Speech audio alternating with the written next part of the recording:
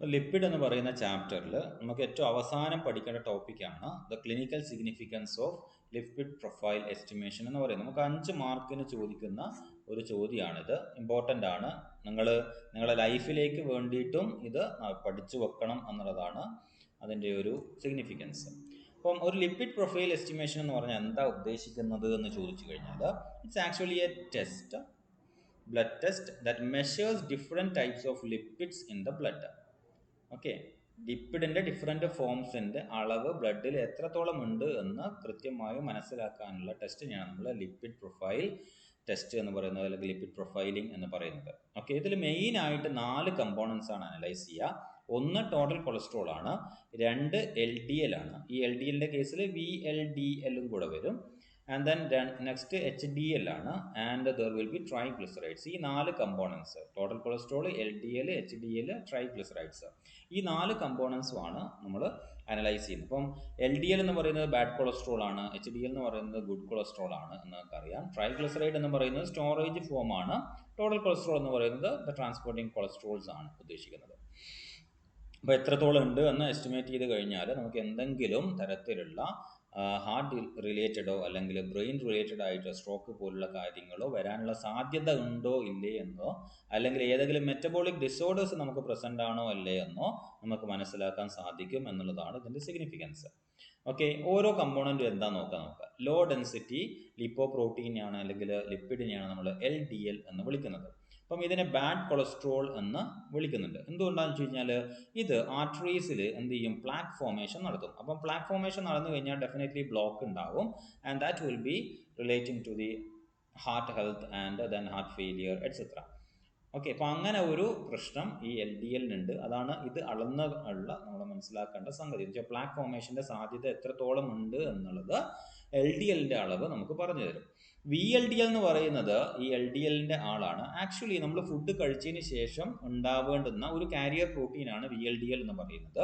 ഇപ്പോൾ നോർമലി നമ്മൾ lipid profiling ചെയ്യപ്പോഴാണ് ഉറങ്ങി എണീറ്റിട്ടാണ്, എന്ന് വെച്ച് കഴിഞ്ഞാൽ ഫാസ്റ്റിംഗ് ലെവലിലാണ് നമ്മൾ ലിപ്പിഡ് പ്രൊഫൈലിംഗ് ചെയ്യുക.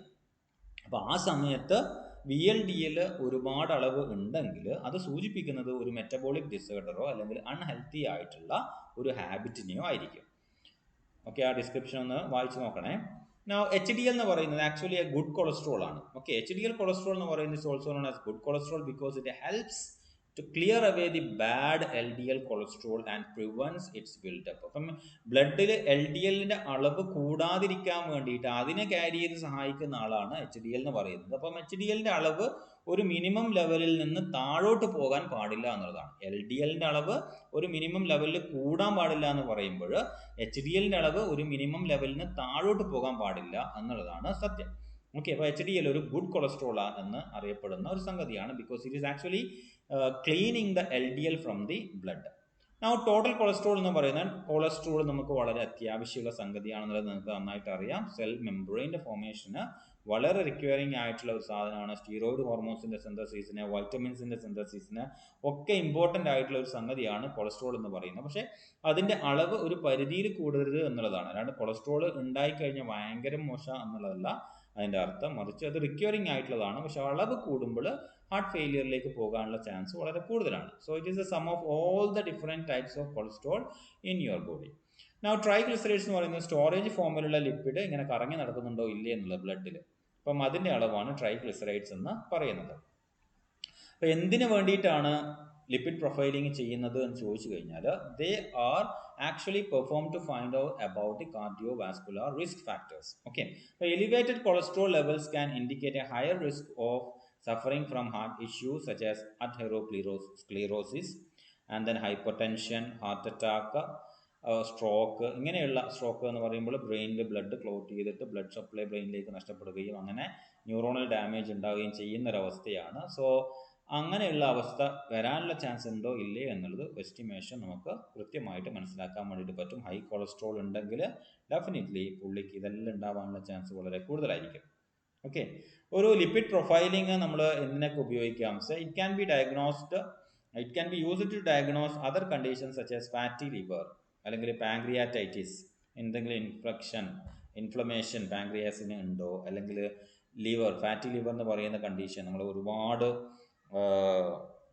ഭക്ഷണം കഴിക്കുകയോ അല്ലെങ്കിൽ നമ്മുടെ ഫുഡ് ഹാബിറ്റിൽ ഉണ്ടാകുന്ന പ്രശ്നങ്ങൾ, അത് കാരണം ഫാറ്റി ലിവർ അല്ലെങ്കിൽ ആൽക്കഹോൾ കൺസംഷൻ കൂടുതൽ ഉണ്ടാകുമ്പോൾ അങ്ങനെയൊക്കെ വരുമ്പോൾ ഫാറ്റി ലിവർ ഉണ്ടാവും.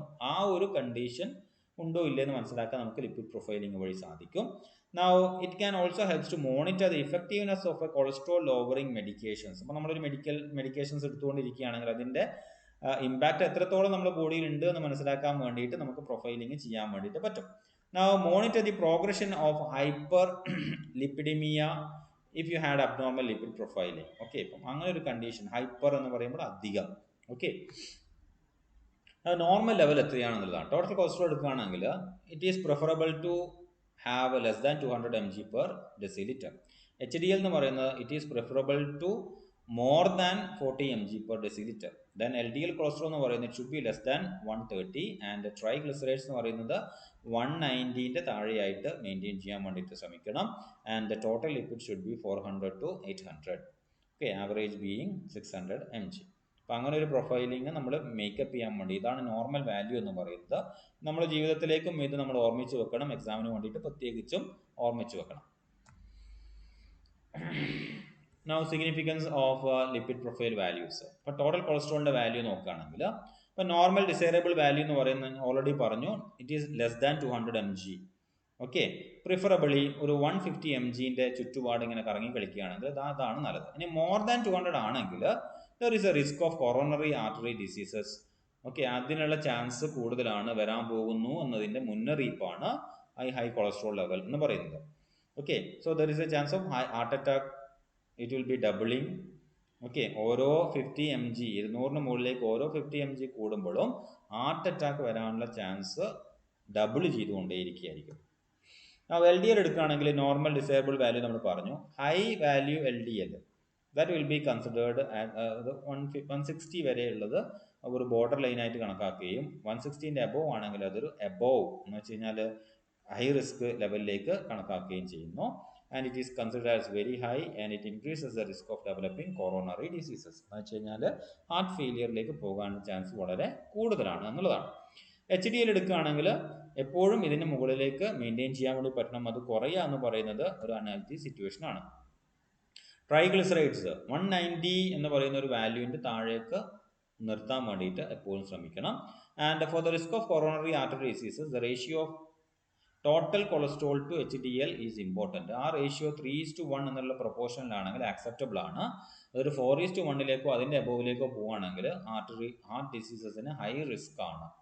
Okay, A person with total cholesterol of 200 mg and LDL of 160 is said to have high blood cholesterol and comes at high risk category for developing coronary heart diseases. Okay, so ട്രൈഗ്ലിസറൈഡ്സിൻ്റെ കേസിൽ നമ്മൾ പറഞ്ഞു, ratio പറഞ്ഞു. And total lipid എന്ന് പറയുന്നത് it should B average of 600, 800ൻ്റെ എബോവിലേക്ക് പോകാനേ പാടില്ല. 800ൻ്റെ എബോവിലേക്ക് പോയി കഴിഞ്ഞാൽ that is actually saying you about the fat malabsorption. Okay, എന്ന് വെച്ച് കഴിഞ്ഞാൽ ഫാറ്റിൻ്റെ അബ്സോർപ്ഷൻ നോർമൽ അല്ല എന്നുള്ളതാണ് സൂചിപ്പിക്കുന്നത്. ഓൾസോ ലിവർ കണ്ടീഷൻ വളരെ മോശമാണ്. And there is A chance for hyper thyroidism, severe infection.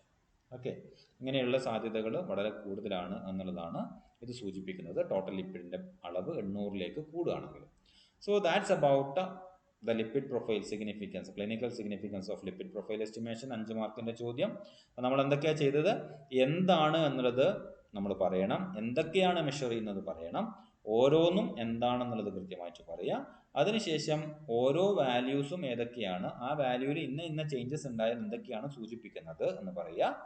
ഇനി ഫൈനലായിട്ട് നിങ്ങൾ സൂചിപ്പിക്കേണ്ടത് എന്തിനു വേണ്ടിയാണ് ലിപ്പിഡ് പ്രൊഫൈലിംഗ് ചെയ്യുന്നത്. അതോടുകൂടി ക്ലിനിക്കൽ സിഗ്നിഫിക്കൻസ് പൂർത്തിയാകും. അപ്പം അത് പ്രത്യേകം ഓർമ്മിക്കുക, 5 മാർക്കിന് ഇമ്പോർട്ടൻ്റ് ആയിട്ടുള്ള ഒരു ക്വസ്റ്റ്യൻ ആണ്.